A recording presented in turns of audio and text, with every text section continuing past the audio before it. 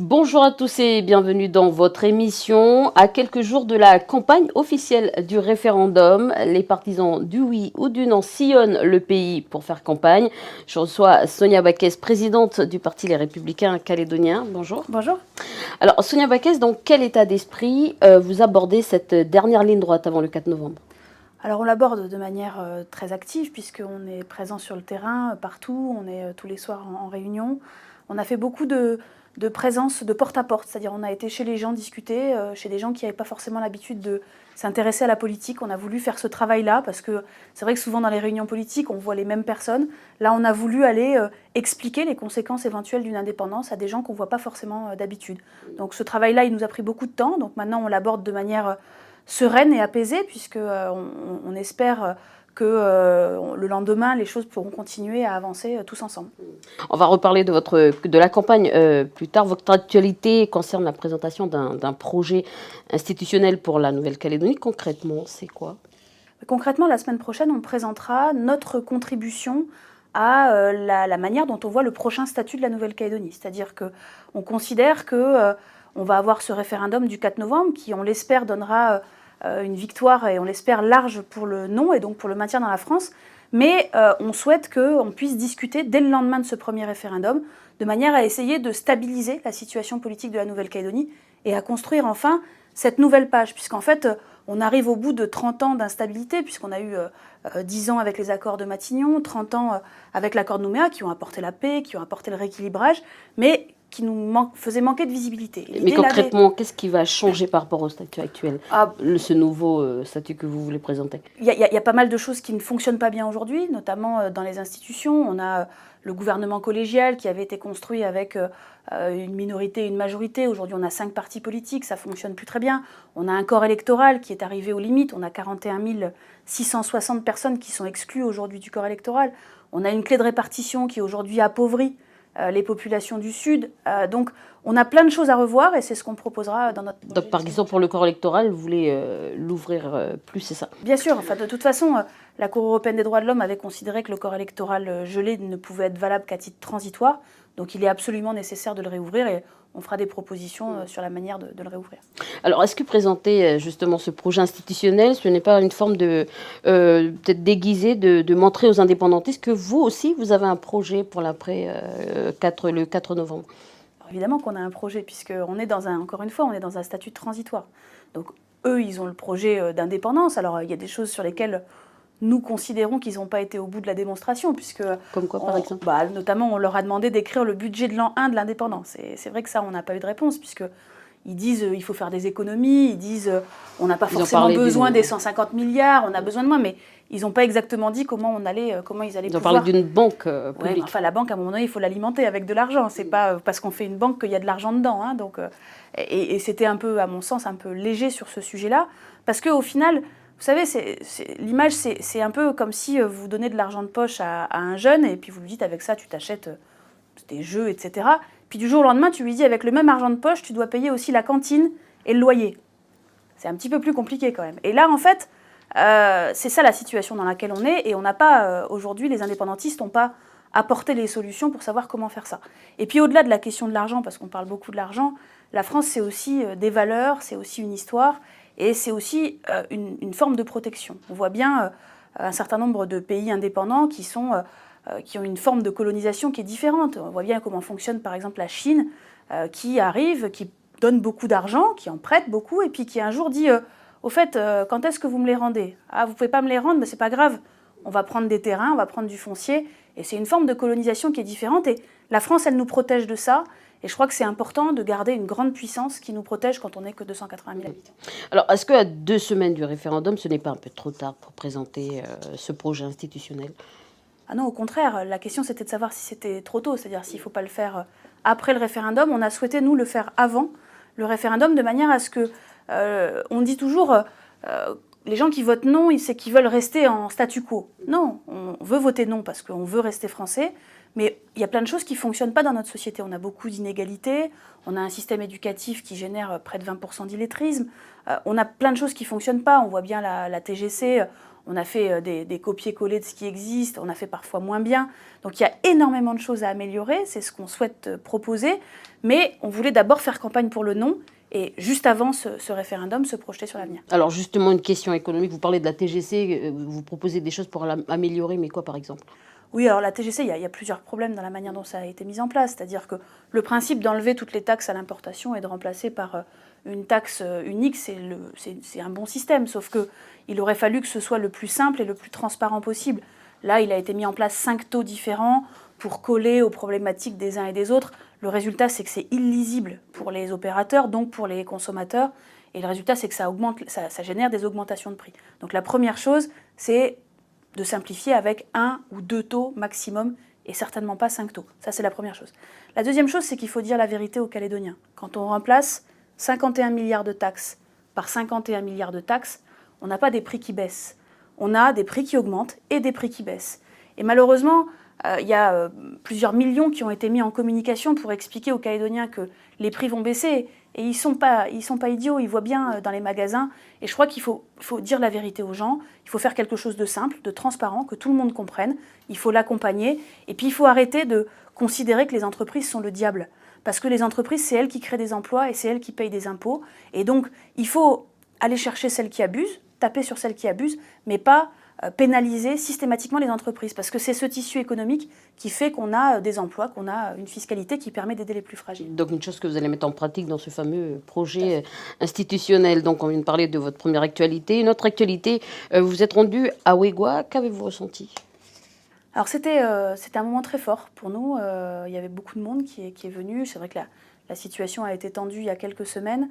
On a senti que la population de Ouégoua, alors la population loyaliste, puisque là c'est elle qu'on a rencontrée, se sentait un peu abandonnée, parce que loin et parce que pas forcément visitée par c'est ce qui a fait qu'ils se sont opposés au meeting du FLNKS. Vous savez, ils disent, ce sont leurs termes, mais ils ont le bleu, blanc, rouge dans le cœur. Leur cœur bat en bleu, blanc, rouge. Oui, mais la démocratie compte quand même. Donc voilà, donc ils ont ça. Et c'est vrai que la réaction initialement, c'est quand même une réaction à une provocation qui a été faite dans une vidéo par un conseiller municipal indépendantiste qui a menacé d'envahir Ouégoua de drapeaux FLNKS.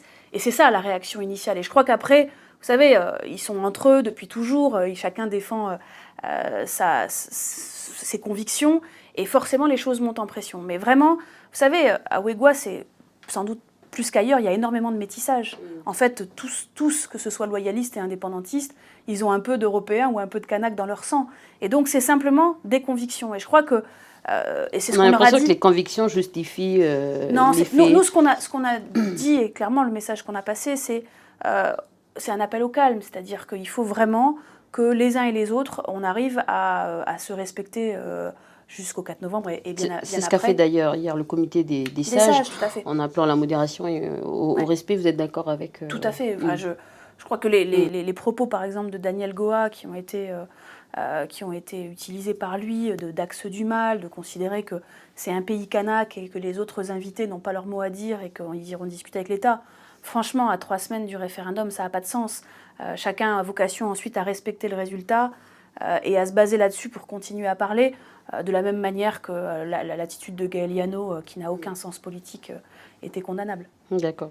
Alors, un communiqué de l'État annonce qu'en cas de victoire du oui, la France accompagnerait justement le pays dans la période dite de transition. Vous disiez le contraire à l'époque, une réaction? Non, on n'a jamais dit le contraire. Ça a été utilisé par les indépendantistes, mais évidemment, de la même manière que ça s'est passé pour le Brexit, par exemple, au moment où la décision est prise, ensuite, la France accompagne la Nouvelle-Calédonie vers la sortie. Contrairement à ce que disaient les indépendantistes, puisque les indépendantistes disaient la France continuera d'accompagner, sous-entendu financièrement, la Nouvelle-Calédonie. Ça, c'est faux. La France va accompagner pendant la période de transitoire de 2 ans, de 3 ans. Ça ne vous rassure ça ne vous rassure pas, justement, le fait que... Absolument pas, puisque, Élise, si vous me permettez, aujourd'hui, la France, c'est 150 milliards, si on parle un petit peu d'argent. Qu'elle s'en aille d'un coup, et que les 150 milliards soient plus là d'un coup, ou qu'elle enlève 50 milliards par an, la situation est la même. Et la situation pour les aides médicales, la situation pour les minima sociaux, etc., elle est la même. C'est pas parce que la France s'en va en 1 an ou en 3 ans que ça change les choses. Et puis, fondamentalement, ce que j'évoquais tout à l'heure sur le fait que la France nous protège, notamment des puissances extérieures, que ce soit tout de suite ou dans 2 ans, la problématique est la même. J'avoue que j'ai un peu de mal à comprendre que les indépendantistes utilisent cet argument-là pour dire non mais vous inquiétez pas. Alors c'est un peu bizarre d'ailleurs quand on défend l'indépendance de dire aux gens non mais en fait vous inquiétez pas, vous l'aurez pas tout de suite. C'est un peu étrange comme positionnement, mais ça ne règle absolument rien. C'est qu'une période transitoire et à la fin, la France elle sera plus là. Alors, pour la campagne, en fait, pour le non, encore une fois, vous êtes pour un vote massif du non le 4 novembre prochain. Dans votre projet, qu'est-ce que vous proposez en matière de sécurité? Parce que actuellement, on est quand même dans un pays où il y a beaucoup d'actes de délinquance, quand même. Oui, alors, je fais bien la part des choses. Vous parlez du vote massif pour le non. Oui, effectivement, on considère que pour stabiliser la situation économique et politique, il faut qu'on ait un vote le plus tranché possible. Parce que plus le vote sera partagé, et plus on se posera des questions, et plus on aura des difficultés à trouver une solution stable. Ça, c'est la première chose. Sur la question de la délinquance, il y a énormément de choses qui ne vont pas. Des choses qui sont de la compétence de l'État et des choses qui sont de la compétence de la Nouvelle-Calédonie. On a un problème majeur en Nouvelle-Calédonie qui est la problématique de l'alcool.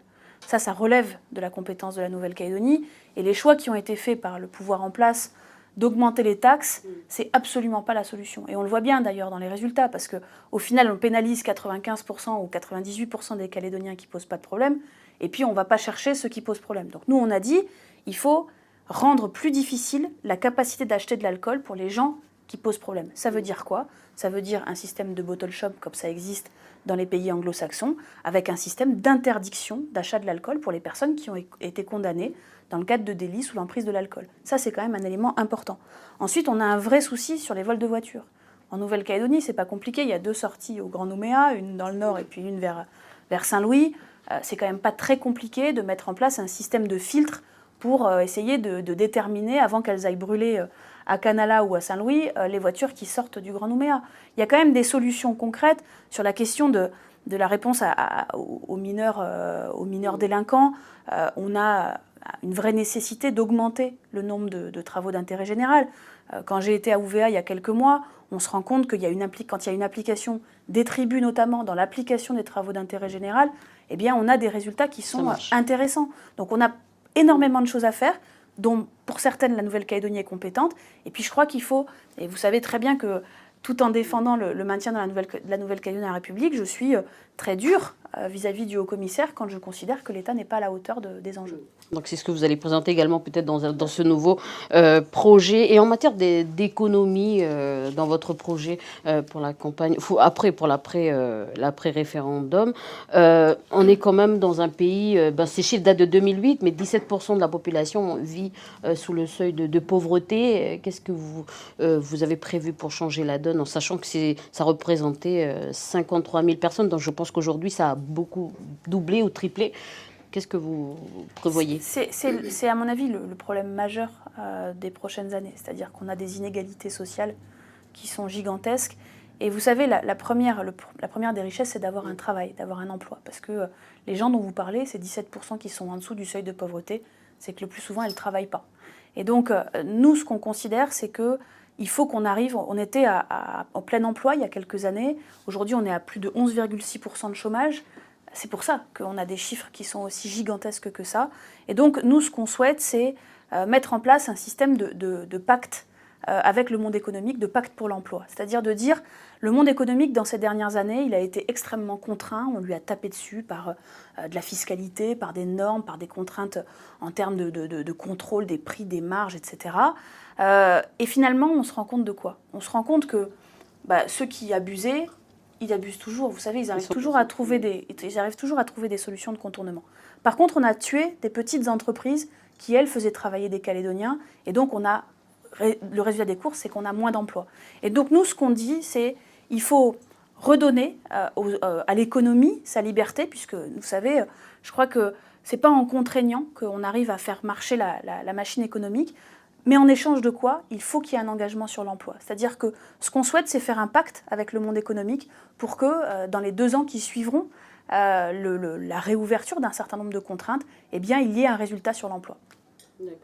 Alors, une autre question concernant votre parti, donc peut-être pas dans la campagne, on ne voit plus Monsieur Martin, il fait toujours campagne avec vous? Alors, Harold Martin fait partie du groupe au Congrès. Il est parti un long moment en métropole. Il vient juste de revenir en Nouvelle-Calédonie il y a une semaine ou deux. D'accord. Et il disait que votre parti n'avait aucune ligne historique. Est-ce qu'il le pense toujours? Il faudra lui poser la question. D'accord.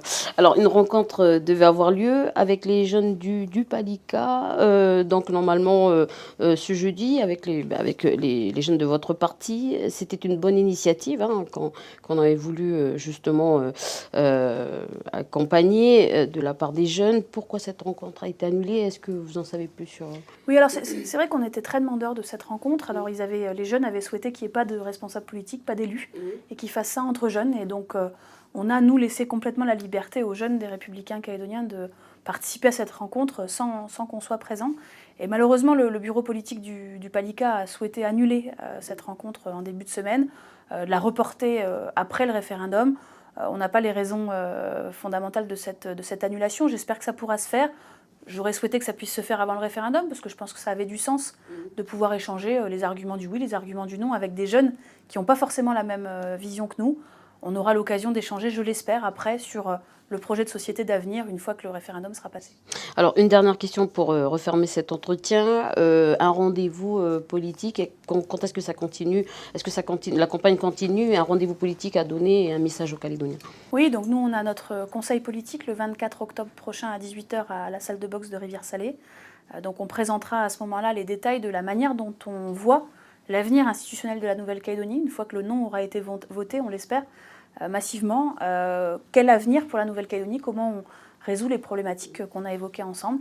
Donc on évoquera ça le 24 au soir. En attendant, et ceux qui ne seront pas forcément là, je souhaite leur dire qu'on soit indépendantiste, qu'on soit non indépendantiste, il faut aller voter le 4 novembre. Et je dis également aux indépendantistes, on peut être indépendantiste et on peut voter non le 4 novembre parce que c'est l'avenir de ces enfants dont il s'agit et que la Nouvelle-Calédonie n'a pas la capacité d'assumer son indépendance. Sonia Bakis, merci d'avoir accepté cette invitation. Voilà, c'est la fin de cette émission. Merci de nous avoir suivis. Je vous souhaite une très bonne soirée.